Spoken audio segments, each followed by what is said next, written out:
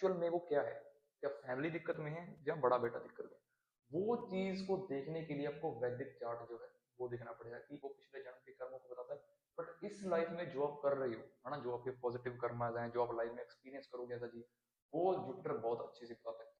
Hi guys, आज हम, जैसे आपने टॉपिक देखा है, फैमिली फाइट्स का, तो एस्ट्रोलॉजी में आज हम दो तीन पद्धतियों पर बात करेंगे कि कैसे एक इवेंट को प्रिडिक्ट करने के लिए आपको, मतलब अगर आप एक टेक्निक पर स्टिक रहोगे तो शायद आपकी प्रिडिक्शन 100% काम ना करे।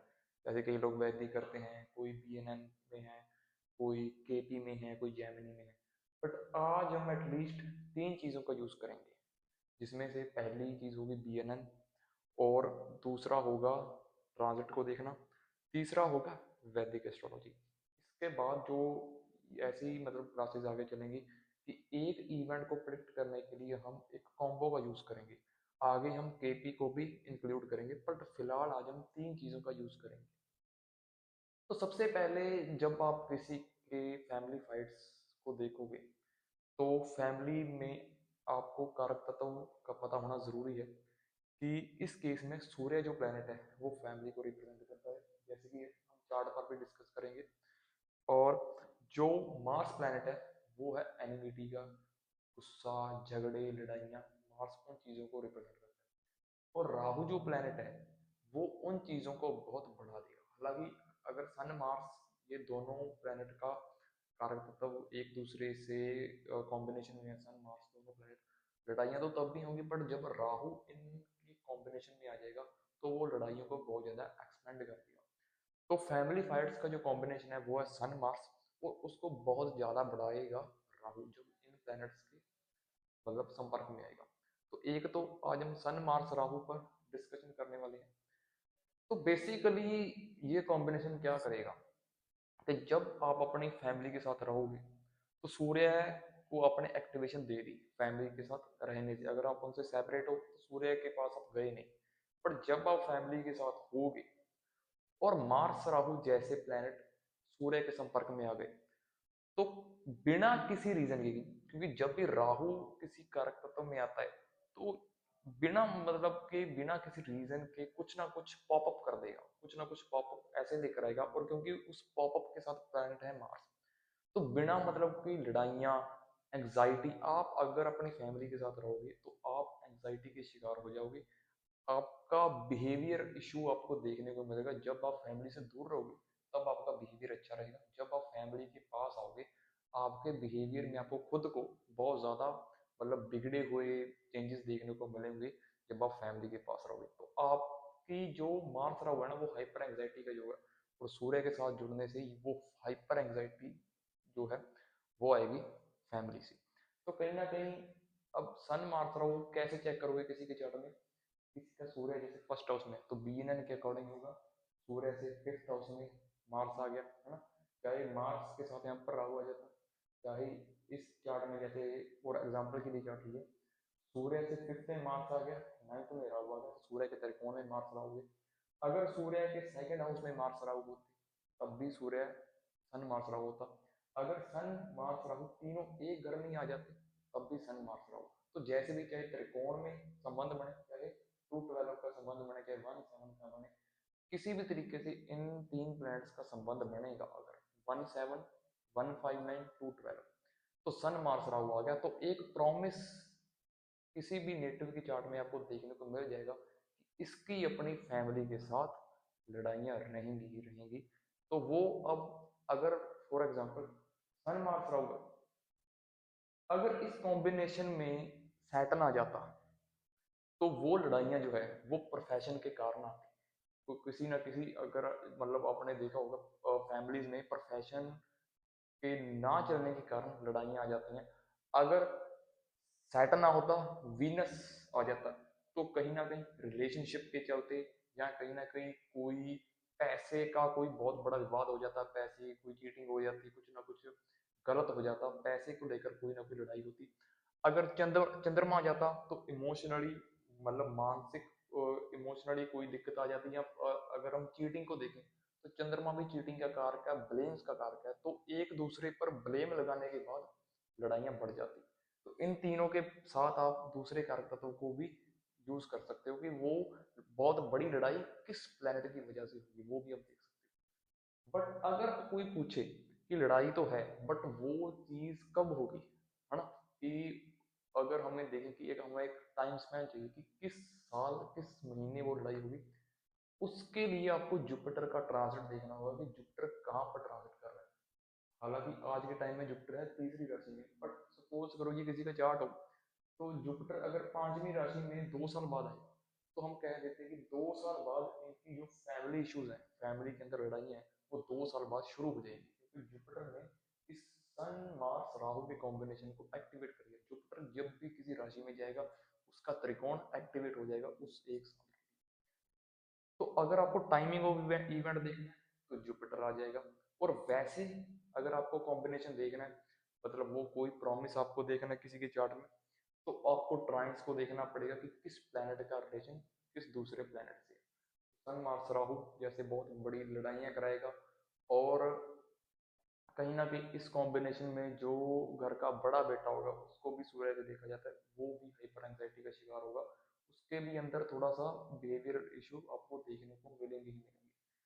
कहीं ना कहीं इसकी अगर हम रेमेडीज पर बात करें, तो रेमेडीज में आपको अगर ये फैमिली किसी ना किसी कंस्ट्रक्शन के काम में हो, किसी ना किसी टेक्निकल लाइन में हो, जमीन जायदाद के काम में, अभी रियल एस्टेट हो गया, अगर ऐसे कुछ काम में है, और फैमिली जो है वो बहुत बड़ी फैमिली हो रहा हो, बहुत बड़ी फैमिली को रिप्रेजेंट करता है, अगर बहुत ज्यादा बड़ी फैमिली है ऐसे कामों में, तो दिक्कत इतनी ज्यादा नहीं आएगी। अगर ये फैमिली फॉरेन शिफ्ट हो जाए, मार्स पहाड़ है, अगर ये फैमिली चेंज ऑफ प्लेस किसी ऐसी जगह पर कर ले जहाँ पर बहुत पहाड़ है, और इनके लिए वो फॉरेन प्लेस हो, बहुत दूर हो घर से, इनका कल्चर एनवायरनमेंट बदल जाए, तब भी कोई दिक्कत नहीं होगी। पर अगर सपोज करो ऐसा कुछ ये नहीं कर पा रही, तो मार्स राहु क्या है, मार्स राहु कहेगा कि आप जिम करो, हैवी वेट लिफ्टिंग करो। अगर इनकी फैमिली में सब लोग फिट हैं, फिजिकली बहुत फिटनेस पर ध्यान दे रहे हैं शुरू से, तब इनको लड़ाई नहीं फेस करनी पड़ेगी, इतनी दिक्कतें नहीं आएंगी। बट अगर वो दिक्कतें आ रही हैं, और अगर इन्होंने अपनी फिटनेस पर ध्यान देना शुरू कर दिया, सारे फैमिली के लोग जितने भी हैं, अगर वो जिमिंग करने लग जाए, हैवी वेट लिफ्टिंग करने लग जाए, जो भी कर सकते हैं, अगर ओल्ड एज वाले तो वो वैसे अपनी फिटनेस पर ध्यान दे, बट जो भी यूथ है फैमिली में, अगर वो जिम्नेजियम ज्वाइन कर ले अपनी बॉडी के लिए, या कोई और स्पोर्ट्स में इन्वॉल्व हो जाए, कोई हैवी वेट, कोई मतलब सपोज करो कोई कung हो गया, या कोई कोई भी स्पोर्ट्स जिसमें मार्स राव की एनर्जी कंज्यूम हो जाए, तो इनकी फैमिली में दिक्कतें नहीं आएंगी। बेसिकली मार्स राव को यूज करने से फैमिली में वो लड़ाइयाँ इनको नहीं देखनी पड़ेंगी। बट अगर हमें 100% देखना हो कि जैसे अगर सन मार्स राहु है, तो सन मार्स राहु में दो चीजें हैं, जहां तो फैमिली में लड़ाइयाँ होंगी, जहां आप ऐसे कह सकते हो कि फैमिली में लड़ाइयाँ नहीं है, पर जो घर का जिस इंडिविजुअल का चार्ट है ये, उसका जो बेटा है, बड़ा बेटा है, सिर्फ उसी का नेचर खराब है, सारी फैमिली में लड़ाइयाँ नहीं है। तो आपको डिफ्रेंशिएट करना पड़ेगा कि एक्चुअल में वो क्या है, या फैमिली दिक्कत में है या बड़ा बेटा दिक्कत में है। वो चीज को देखने के लिए आपको वैदिक चार्ट जो है वो देखना पड़ेगा कि एक्चुअल दिक्कत कहाँ पर आ रही है। उसके लिए सपोज करो ये हम चार्ट पढ़ रहे हैं किसी का, अगर बात बड़े बेटी हुई होगी, बड़े बेटे की, तो बड़ा बेटा फर्स्ट मेल चाइल्ड, तो सपोज करो फर्स्ट मेल चाइल्ड हम देखेंगे, अगर वो पहला बच्चा है और वो मेल चाइल्ड है, वो आएगा फिफ्थ हाउस, फिफ्थ हाउस आ गया। और अगर पूरी फैमिली की बात होगी, वो हो गया सेकंड हाउस। अब यहाँ पर हमें देखना है कि दोनों हाउसेस का क्या हाल है। तो यहाँ पर अगर हम फिफ्थ हाउस की बात करें, तो फिफ्थ लॉर्ड बैठ गया फर्स्ट हाउस में, जो है सन, वो अच्छा बैठा है, अच्छी राशि में, उच्च की राशि में बैठा है, कोई दिक्कत नहीं। पर जो फैमिली को रिप्रेजेंट करने वाला हाउस है वो है सेकंड हाउस। सेकंड हाउस का लॉर्ड जो है वो सिक्स्थ हाउस में आएगा, जो कि कॉन्फ्लिक्ट, लड़ाइयों को रिप्रेजेंट करता है। तो हमें पता लग गया कि दिक्कत छोटे, ओ सॉरी, जो बड़ा बेटा है उसको नहीं आएगी, उसकी वजह से लड़ाइयाँ नहीं होंगी, जो फैमिली है वही कारण बनेगी लड़ाइयों का। पर अगर ऐसा ना होता कि सेकंड लॉर्ड जो है वीनस अगर सेवंथ हाउस में बैठा होता, और सूर्य जो फिफ्थ लॉर्ड है वो आ जाता सिक्स्थ हाउस में, तब हम कहते हैं कि फैमिली को कोई दिक्कत नहीं होगी, जो बड़ा बेटा है उसी को जो बिहेवियरल इशू है, उसी को लड़ाइयों का सामना करना पड़ेगा, वही कोई ना कोई दिक्कतें क्रिएट करेगा। तो आपको मतलब 100% अगर उस चीज को सेपरेट करना है, तो आपको वैदिक या किसी और पद्धति का भी यूज करना पड़ेगा। और इससे वो चीज कहीं ना कहीं आपको 100% श्योरिटी के साथ मतलब आपको पता लग जाएगी कहीं ना कहीं अगर वो लड़ाई, क्योंकि एक पद्धति से तो आप 100% श्योर नहीं हो सकते। अगर दो पद्धति आपको सेम चीज कह रही है तब आप 100% कह सकते हो कि हाँ वो जो लड़ाइयों की सिचुएशन है वो बनेगी, क्योंकि यहाँ पर हमने वैसे चार्ट से भी देख लिया और वैदिक भी उसको कह रहा है, तब आप 100% किसी को प्रोडिक्शन दे सकते हो कि ये जो दिक्कत है इसको सामना इसका करना पड़ेगा। खास करके अगर ऐसा योग बन रहा है जुपिटर का ट्रांजिट भी आ जाए और सेकंड लॉर्ड जो वीनस 6th हाउस में बैठा है, अगर वीनस की दशा या अंतरदशा भी आ जाए तब वो आपको टाइमिंग ऑफ इवेंट भी बता देगा कि किस टाइम पर वो चीज जो है इसकी लाइफ में आएगी। फॉर एग्जाम्पल इसकी वीनस की कभी महादशा ना आए तब आप कह सकते हो कि लाइफ में कोई बहुत बड़ा ऐसा कुछ नहीं है, क्योंकि जब भी किसी इवेंट को आपने देखना है तो कहीं ना कहीं महादशा का आना बहुत इंपॉर्टेंट होता है उसके लिए। पर अगर इसकी वीनस की महादशा नहीं आएगी ना तब भी इसको लाइफ में बहुत ज्यादा खराब सिचुएशंस का सामना नहीं करना पड़ेगा। बट हाँ अंतरदशा जो है वो कहीं ना कहीं छोटे टाइम के लिए दिक्कतें जरूर लेकर आएगी। तो जब भी आपको किसी इवेंट को टाइम करना है तो आपको दो पद्धति का यूज करना पड़ेगा। अगर आपको 100% जानना है कि ये प्रिडिक्शन काम करेगी इसकी लाइफ में होगा तब भी दो पद्धतियों का आपको यूज करना पड़ेगा। और कहीं ना कहीं जैसे इसमें हमने ट्रांजिट का भी यूज लिया, कई लोग ट्रांजिट का यूज नहीं करते बट जुपिटर का ट्रांजिट भी बहुत ज्यादा काम करता है आपके कर्मों में। और मतलब कर्मों के लिए सैटर्न का ट्रांजिट भी बहुत इंपॉर्टेंट है क्योंकि वो पिछले जन्म के कर्मों को बताता है। बट इस लाइफ में जो आप कर रहे हो है ना, जो आपके पॉजिटिव कर्मास हैं जो आप लाइफ में एक्सपीरियंस करोगे ऐसा जी, वो जुपिटर बहुत अच्छे से बताता है। एज अ कॉम्बिनेशन स्टडी करते हैं, एक ट्रांजिट का यूज किया और एक वैदिक का यूज किया, जिससे हमने 100% हमको पता लग गया कि ये कॉम्बिनेशन है, इसको इस टाइम पर दिक्कत आएगी। और अगर दिक्कत नहीं आ रही तो फैमिली का नेचर कैसा होगा या बड़े बेटे का नेचर कैसा होगा उस चीज का भी हमें पता है। फॉर एग्जाम्पल अब ये जो चार्ट है यहाँ पर सेकंड लॉर्ड 6th हाउस में है तो फैमिली को तो दिक्कत आएगी। बट कहीं ना कहीं इस चार्ट में ना आप एक चीज को देखोगे कि लगन लॉर्ड तो 5th हाउस में बैठा है जो कि मार्स है, बट 8th लॉर्ड जो है वो भी आ गया 5th हाउस में।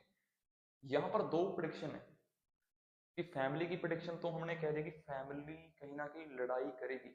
बट यहाँ पर जो बड़े बेटे के बारे में अगर कोई पूछे कि बड़ा बेटा लड़ाई करेगा या नहीं करेगा, हम एक चीज कहेंगे कि बड़ा बेटा लड़ाई नहीं करेगा। क्यों नहीं करेगा? क्योंकि उसकी कनेक्टिविटी 6th हाउस जो कॉन्फ्लिक्ट का हाउस है उससे नहीं हो रही।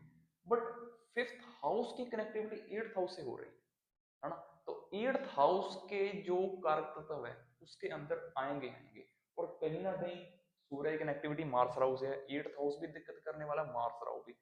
अब इस केस में अगर आपको बड़े बेटे के ऊपर प्रेडिक्शन देनी पड़े तो आप क्या दोगे? वो आप दोगे कि 8th हाउस है एडिक्शन का, राहु प्लैनेट है एडिक्शन का।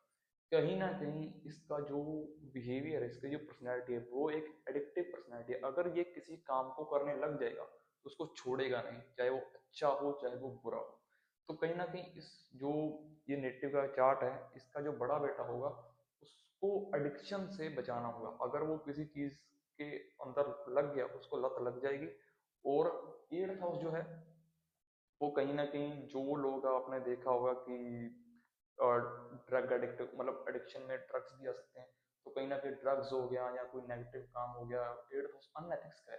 तो ऐसा इंडिविजुअल का जो बेटा होगा वो वैसे लोगों से लड़ाइयाँ चाहे करे ना करे बट उसके अंदर कुछ अनएथिकल ट्रेट्स आपको देखने को मिल सकते हैं। तो ऐसे आप डिफरेंशिएट कर सकते हो कि लड़ाइयाँ कौन करेगा और अनएथिक्स या एडिक्शन का शिकार कौन होगा।